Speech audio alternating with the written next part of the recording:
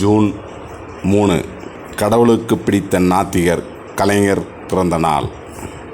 மக்களே, உங்களுக்கு தெரியுமா, கடவுள் இல்லை என்று சொன்ன திமுக தலைவர் டாக்டர் கலைஞர்தான் தமிழ்நாட்டின் முதலமைச்சராக ஆனபோது ஓடாமல் இருந்த திருவாரூர் தேரை ஓட வைத்தார். தஞ்சை பெரிய கோவிலுக்கு சென்றால் அரசாங்க பதவி பறிபோய்விடும் என்று தெரிந்தும் அயராமல் தஞ்சை பெரிய கோவிலுக்கு சென்று ஆய்வு செய்து கும்பாபிஷேகம் செய்து வைத்தார். கடவுளை மற, மனிதனை நினை என்று சொன்னார் தந்தை பெரியார். அவரின் அணுக சீடரான முத்தமிழறிஞர் கலைஞர்தான் மதத்தில் புரட்சி செய்த மகான் என்று ஸ்ரீமத் ராமானுஜரின் வாழ்க்கை வரலாறை காவியமாக எழுதி கலைஞர் தொலைக்காட்சியில் ஒளிபரப்பு செய்ய வைத்தார். நாத்திகம் பேசி கல்லடிப்பட்ட கலைஞர்தான் உலக பொதுமறை எழுதிய தெய்வப்புலவர் திருவள்ளுவருக்கு கன்னியாகுமரி கடலில் நடுவே கற்சிலை அமைத்து தமிழர்களின் அறம் கலந்த இல்லறம், பொருள் பொதிந்த அரசியல், அறிவியல் கலந்த ஆன்மீக நெறி வாழ்க்கையை உலகறியச் செய்தார். முத்தமிழறிஞர் கலைஞர் தமிழ்நாட்டில் பிறக்காமல் இருந்திருந்தால் பிற்படுத்தப்பட்ட, மிகவும் பிற்படுத்தப்பட்ட பட்டியலினத்தைச் சேர்ந்த பல லட்சம் இந்துக்கள் வறுமையாலும், வேலையில்லா திண்டாட்டத்தாலும், ஜாதிய அடக்குமுறையாலும் குடும்பமாக கிறிஸ்துவ மதத்திற்கோ அல்லது இஸ்லாமிய மதத்திற்கோ மதம் மாறி இருப்பார்கள்.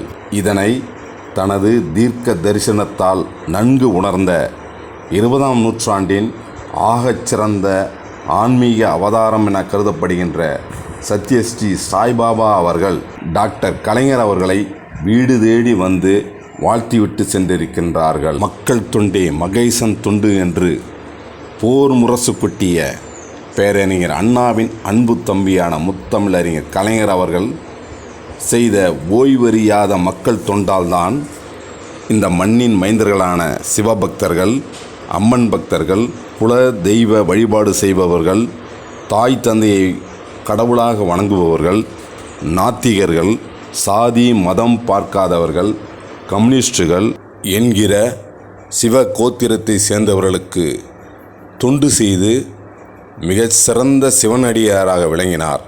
சிவனடியார்களுக்கெல்லாம் அடியாராக விளங்கினார். 12 ஆழ்வார்கள், 18 சித்தர்கள், 63 நாயன்மார்கள் செய்த தமிழ் தொண்டினை தொடர்ந்து செய்து வந்தார்.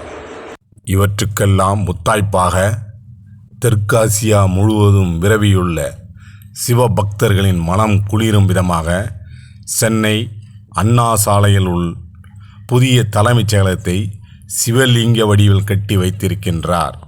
முத்தமிழறிஞர் டாக்டர் கலைஞர் அவர்கள் கடவுள் இல்லை, கடவுள் இல்லவே இல்லை என்று சொல்லி வாழ்நாள் முழுவதும் செயல்பட்டு வந்தார்.